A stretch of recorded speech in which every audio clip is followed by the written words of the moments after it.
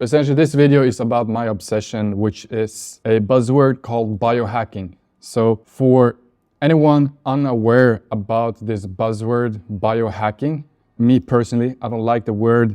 The word is essentially a proxy for taking care of yourself. So biohacking, for those who are not aware, is a topic of how to best implement improvements into your health. So this is how I focus on my self-improvement, and this video will basically be going through one of the main features of biohacking, or the main findings or main habits of improving your health. And what I've done is I've broken it down in a way that I haven't seen many others do, which is essentially two categories. So we have number one, which is consumption. Everything that you take in, everything that you absorb, that would be consumption. The second one would be output, everything that you output into the world, everything that comes from within and you bring out to the world. And each of these have two subcategories, which would be physical and mental.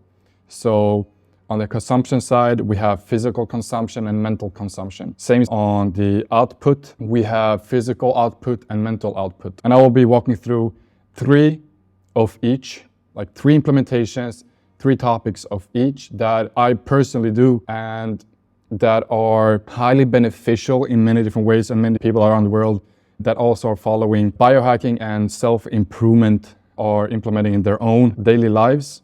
So some quick notes before diving into the video and the material. So this is not everything that I implement in my life, and this is not everything that exists in the world of self-improvement and biohacking. And this is essentially a list going through some of the main ones, and I try to differentiate the implementation here as broadly as possible to give you the understanding that biohacking is not one thing. For example, I've seen a lot of videos out there where people try to simplify biohacking a lot just to sell a couple of buzzwords. So we have red light therapy, we have cold showers, we have meditation, and it's essentially taking one subject and making an entire video or entire channel about this one subject. In this video, I want to explain to you that it's not one thing that comes in a package of self-improvement or biohacking, which again is another word for taking care of yourself. So diving into the first category, if you will, which I call consumption, everything that you absorb mentally or physically. The first one would be the physical theme, and the first one in the list of the physical consumption is filtered water. Now, many don't know the fact that tap water is actually detrimental to your health. It's not public knowledge that tap water is, in a very literal sense, killing you and shortening your lifespan and destroying your body in many different ways. So there's a lot of contaminants in your water, and I won't go into the conspiracy theories of why tap water is as dangerous as it is and all of the different contaminants that's found in tap water. But the main point here is that do not drink unfiltered tap water, no matter where on planet Earth you are. The reasons for tap water being so contaminated can be everything from the actual source of the water or the actual methods of deriving the water to your tap, which would be the pipings in the infrastructure. And the benefits of filtered water, it's, of course, you're removing all of these contaminants, or at least as much as you possibly can, and just improving the quality of your water. And not everyone has the financial flexibility to implement a filtration system in their home, but there are a lot of different budget alternatives for filtering water. And again, anything is better than drinking pure tap water if you are a person that drinks tap water. Me personally, if I go through my system that I'm using, I have tap filters directly installed into every tap in my home. I have it in my shower to reduce the amount of fluoride that I shower with.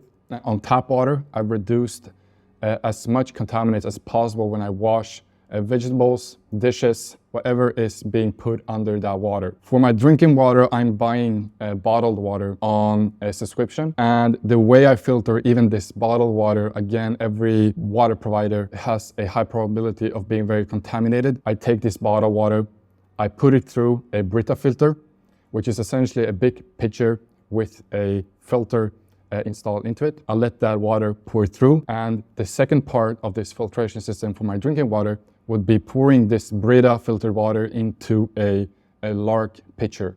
So that would mean 2-system filtration for my drinking water. We have the Brita filter, which is the first step of the filtration for my drinking water. And then we have the large pitcher, which again has a very heavy-duty filter that the water passes through. Now, this is not an inexpensive setup, but there are inexpensive and more flexible options on the market.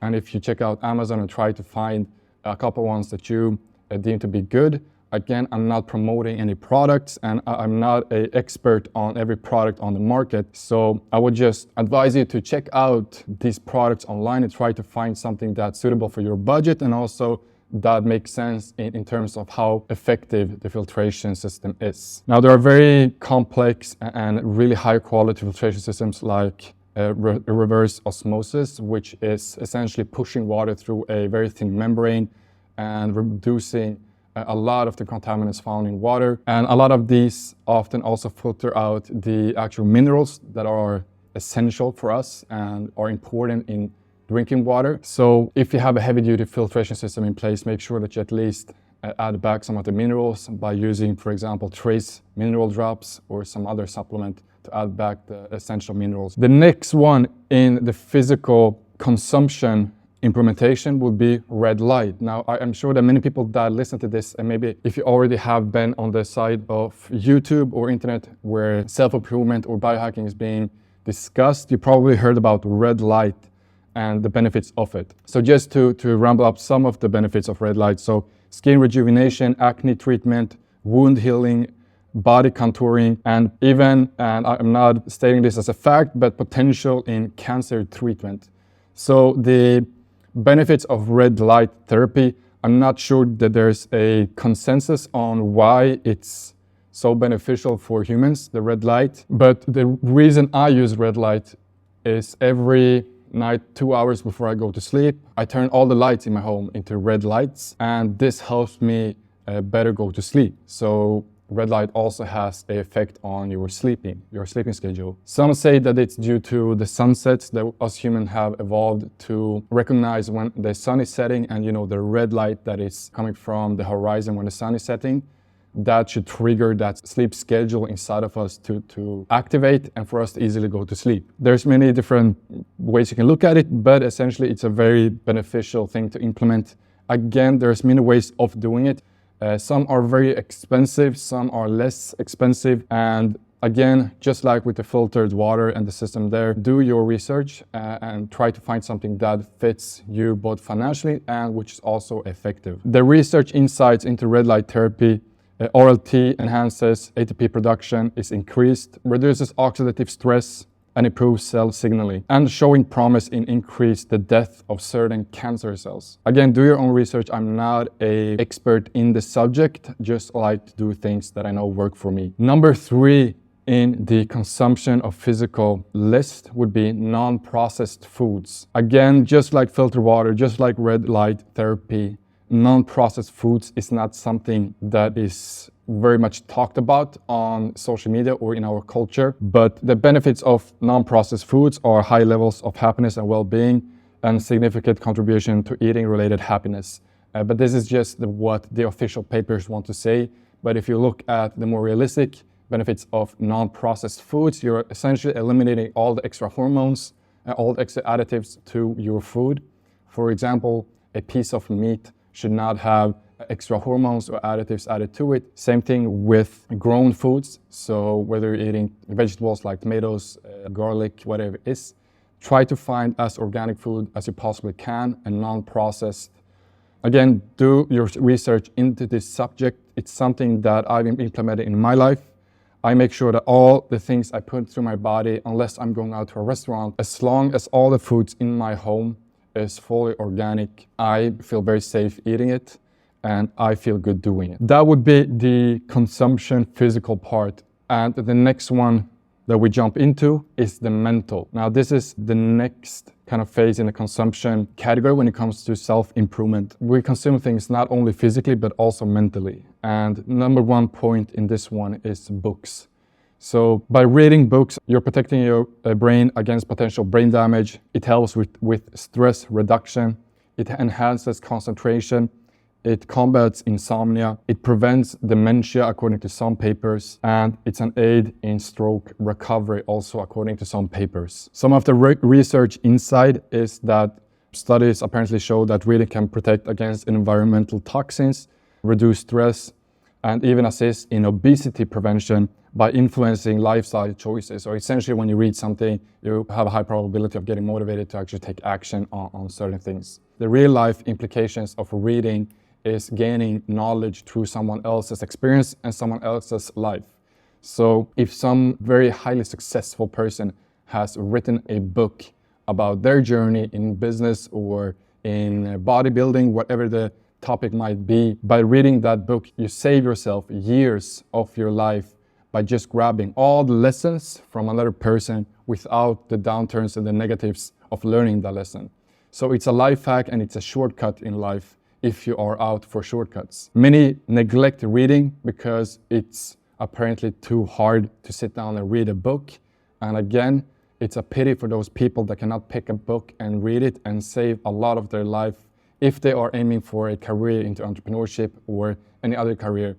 To just save yourself the time, pick up a book, read it, leave your phone on standby, shut down your Instagram, shut down TikTok, and do something worth your time. Pick up a book instead and read that book, learn something new. It doesn't have to be a fiction book, it can be, as I said, something that has practical implications, could be someone teaching about finances, how to start a company, how to train better if you are an athlete. Do something, read something that benefits you. This is what we consume mentally. This is what you put inside your brain. You can choose between putting the never-ending feed of Instagram, YouTube Shorts, or TikTok into your brain, or you can consume books, actual real-life practical things that you can learn from someone else's experience and something that someone else has learned in their own life. And they just give you this information so you can avoid the pitfalls that they had to go through to learn these things. The next thing for mental consumption would be podcasts. So rather than listening to whatever music you might be listening to, why not just download a podcast or go into one of your music platforms and find the podcast section and put on a good podcast. There are a lot of good podcasts out there that you can learn a lot from. And for some people, it might be boring to listen to a podcast, but if you want to look at what's the best thing that you can consume, podcast could be one of those if you are into listening rather than reading. So it could be, again, a podcast about business, could be a podcast about training, could be a podcast about biohacking and self-improvement itself. But if you're working out or taking a walk or just sitting and working, just putting your headphones on and listening on a podcast could be a lot more beneficial than, for example, playing a game or scrolling your feed on TikTok. Again, some of the benefits, according to research, is fulfillment of psychological needs in autonomy, competence, and relatedness. So again, listening to people that talk about something that you can relate to, again, more beneficial even than watching some garbage on your phone. The next part of the mental consumption would be nature, and I've just written down as nature. So there are, of course, as all the other ones, benefits according to research papers.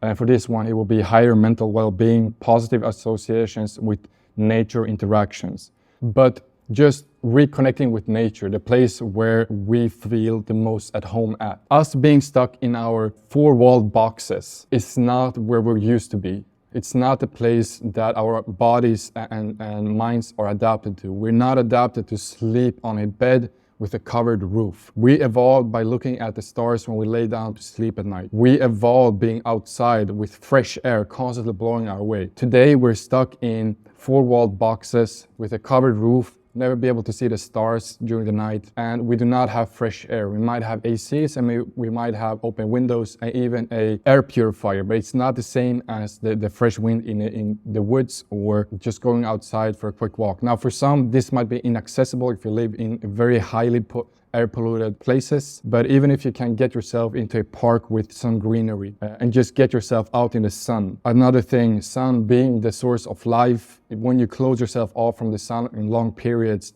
depression starts to creep in. And that's why people in Nordic countries have higher probability of depression than people located closer to the equator. And this would be all of the points in the category of consumption. So we went through the physical, we went through the mental. And just to recap quickly on the physical, we had filtered water, red light therapy, and non-processed foods. Very broad subjects and not too much correlation between them. But again, this is not to go through every single thing that you can implement in your life to improve yourself. This is to get you going, get you an idea of what you can implement right away. On the mental consumption side, books, podcasts, and get yourself out in the nature, get yourself out in the sun. Closing off the consumption, we move out to input. Now, input, again, as I said in the beginning, is more things that you, from within you, spread out to the world. It's more things that you put out to the world from within. And just like with the consumption, we're going to go through the physical and the mental. And each of these have 3 points that I want to cover. Again, does not cover everything that there is to the subject, but hopefully gets you going and gets you kickstarted in your own mind to think about these things more consciously. The first part of physical output would of course be working out. So whether that is lifting weights or playing a sport, whatever the thing might be, working out has massive benefits to your health.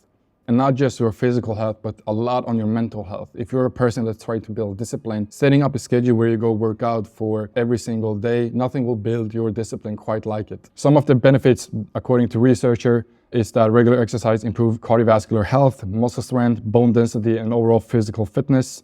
These all make perfect logical sense. But one study, according to American College of Sports Medicine, highlights that the role of strength training in reducing the risk of chronic diseases like diabetes and heart disease. So again, that a workout shouldn't be a thing that you consider. It should be an essential of your life. If we look at a person like me that sits down a lot and works, I sit a lot by my desk and my companies are run over my laptop. And for example, me recording content and planning content, again, me sitting down in my office and just cramming out work. This is not how a human is supposed to function. We're made and we evolved by being outside and moving long distances every single day. We evolved by hunting our food, by always being on our legs and moving around and using our bodies to the maximum. And now we are in a position where very quickly went from that to now just being standstill all day long. By working out, you at least counteract that a bit. By not working out, you're essentially killing yourself in so many ways. Again, bone density is one of them that not many people think about. People that don't regularly work out are so fragile in their bones. And there's even a research paper out there that showcases an elderly man that frequently works out versus an elderly man that doesn't, and just looking at their CT scans and seeing the bone density in these people, it's insane the difference in the results. So don't see workout as a maybe, see it as a essential. See it as, if not, you're essentially killing yourself mentally and physically. Running, now this could be part of the workout one, but running is more about functional training. So making your body functional. I know a lot of people that lift weights and are very bulky, but essentially this is not the way that we're meant to be. Humans evolved by moving long distances, by being very lean and by being able to have the ability to run long distances. And now in the workout culture, we have this thing where we want to be as bulky as possible and as veiny as possible. But the actual truth is that humans do not function well in that kind of body. We function well when we are lean and where our lungs are capable to run long distances, when our legs are capable to run long distances. A person that runs frequently has a lot more of base energy than a person that doesn't. Going through some of the benefits according to research, so running enhances cardiovascular fitness, aids in weight control, and improves mood through the release of endorphins.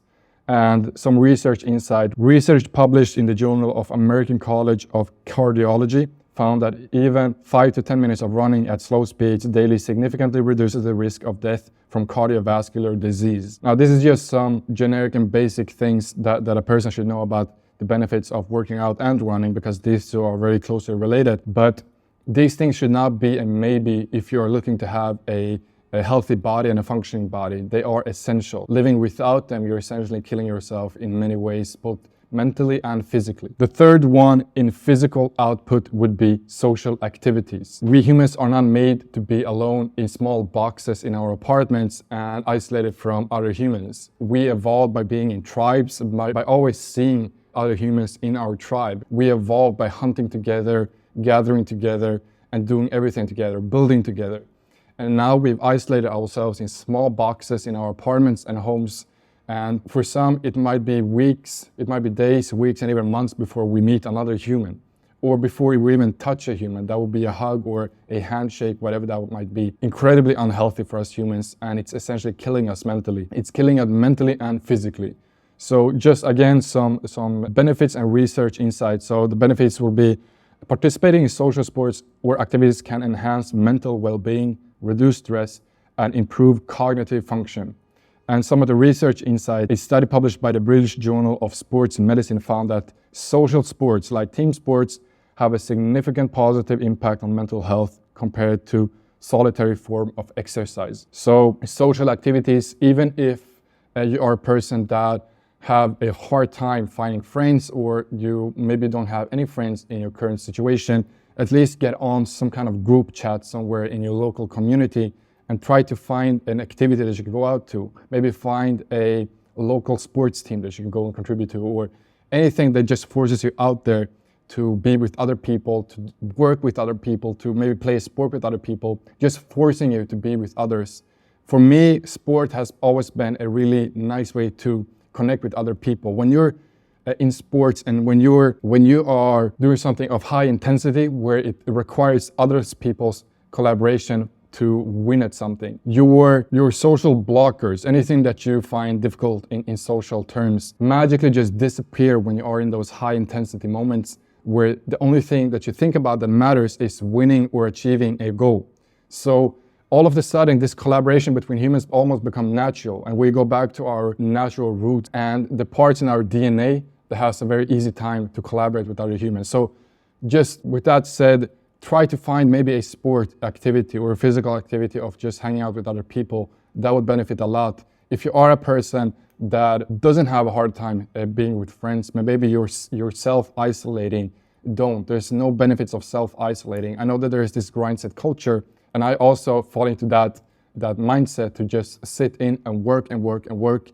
But even I have to remind myself weekly to go out and hang out with the boys and do something fun, have some kind of social interaction. That would be the points for physical output. Now, moving on to mental output. These are things that drastically made changes for me, the things that I've written down here, but I'm not sure that is common knowledge for anyone out there. The first thing being writing. So I've talked a lot about journaling and the benefits it's had on me by just sitting down every evening with a pen and paper and just writing down a reflection on the day that has been. But again, going through the benefits and research insights. So writing, especially reflective or expressive writing, can lead to improved mood, well-being, and reduced stress levels. And then research insights. A study in the Journal of Psychosomatic Medicine found that the impressive writing about stressful or emotional events leads to improvements in both physical and psychological health. You don't have to write books.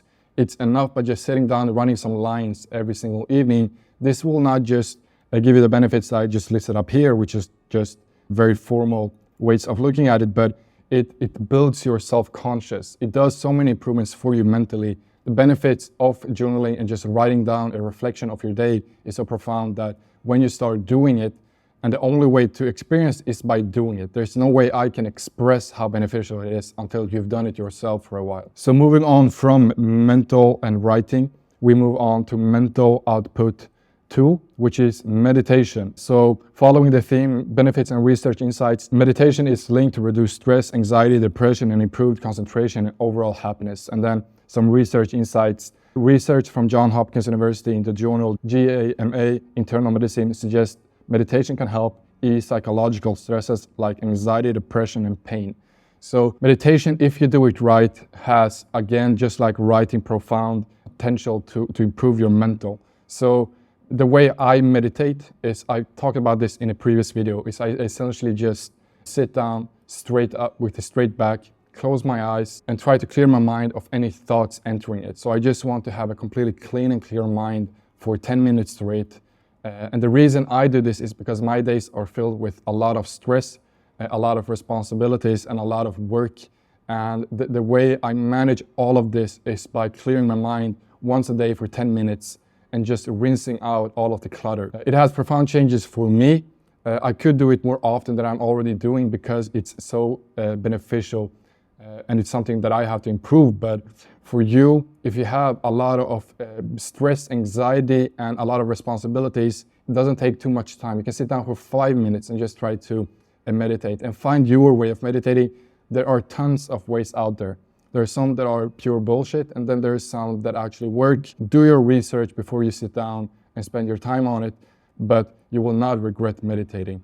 When you've done it for a while, you will have a hard time stop doing it as a part of your routine. The final part of mental output, and this might be extremely controversial for a lot of people, but it is stress, challenges, friction, and heavy work. So for self-improvement, there shouldn't be anything that is of no friction, right? There's not much to gain on the road of least resistance. And this one touches a bit on that. So by implementing stress, challenges, and friction, heavy work into your life, these are things that we humans, again, evolved with. As a human, you're not supposed to be free of stress and worries and be happy all the time. If you try to, you will go down the path of becoming crazy, essentially, because we're not wired to be happy. We're not wired to. Happiness is a fleeting feeling, just like sadness. Just like you're not supposed to cry all the time, you're not supposed to feel happy all the time. Our default state is a state of neutral emotions. We should be in a state of being neutral as much as possible. If we're leaning to one side more than the other, sadness, anger, happiness, there's something that is unstable because we're not supposed to feel an emotion that much. We're not supposed to feel an emotion to that level. We should be neutral as much as possible. We should learn to find ourselves comfortable in that neutral state. But with that being said, stress, challenges, friction, and heavy work, that should be a part of our lives. And if you don't have these things in your life, you're probably not doing anything of value in your life. You're probably just wasting a ton of time. If you don't have this, you're probably not doing any of the other things on the list. And you're not doing other things, so you're probably not building a career. You're not taking care of your relationships. You're not learning new skills. You're essentially not doing anything worth your time. Everything worth our time includes stress, it includes a challenge, it includes friction, and it includes heavy work. And just, again, some benefits and research insights on this. So the benefits: facing challenges and stress in controlled manner can lead to improved resilience, problem-solving skills, and mental toughness. And the research insight will be a concept known as stress inoculation in psychology suggests that exposure to manageable levels of stress can build resilience and coping skills, as noted in the publication in American Psychologist Journal. So if you don't have stress, if you don't have challenges, if you don't have friction, and if you don't have heavy work in your day-to-day life, you're doing something wrong, and you should find something that pushes you to those levels. Maybe start a freelancing career, a company, start some kind of organization, or try to learn a skill, try to improve a relationship, try to work out, do something that brings one of these things, or if not all of them, to your day-to-day life. And just to recap everything that we talked about, because that was the last point. So we talked about consumption and output in the topic of physical and mental improvement routine, and what others would call biohacking.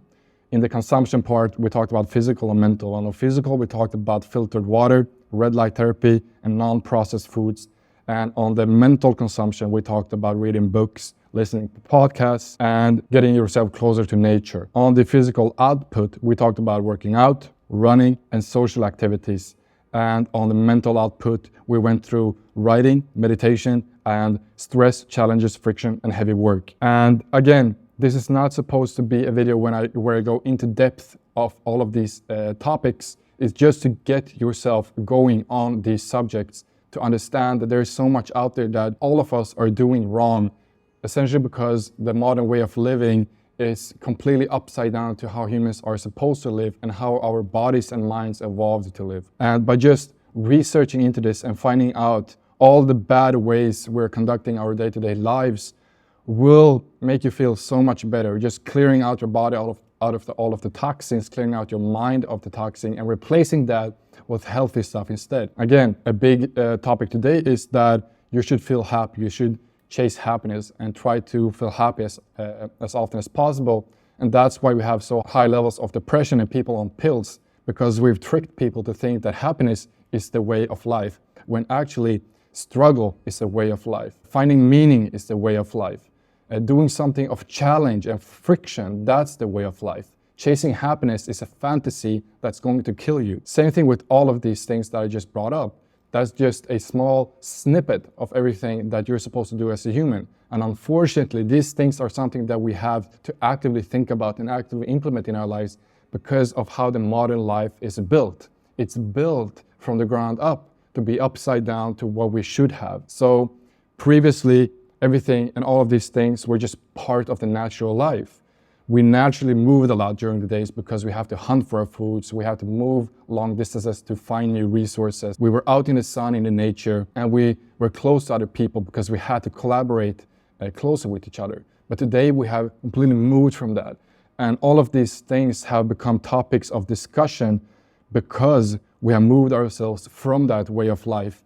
And now we as modern human beings have to re-implement these in various ways. So I hope that this did what it's supposed to do, to just kickstart yourself. And hopefully some of you already will implement the things that I talked about after this video and just notice the improvements that you will have mentally and physically. Thank you so much for watching, and I hope that you guys leave comments so I can explain things further if something is needed, or maybe if you want me to cover something further. But I will surely do more videos on this topic in the future. And myself, I'm continuously diving into this subject because I want to find out what else I can do to improve myself physically and mentally. And yeah, that would be it. If there's comments, leave them. If you want to get these type of tips on a weekly basis, you can subscribe to my newsletter on the link that I put up on the screen here. And again, leave comments, leave a like, and subscribe if you want more of this content in your feed. Thank you so much, and I'll see you in the next video.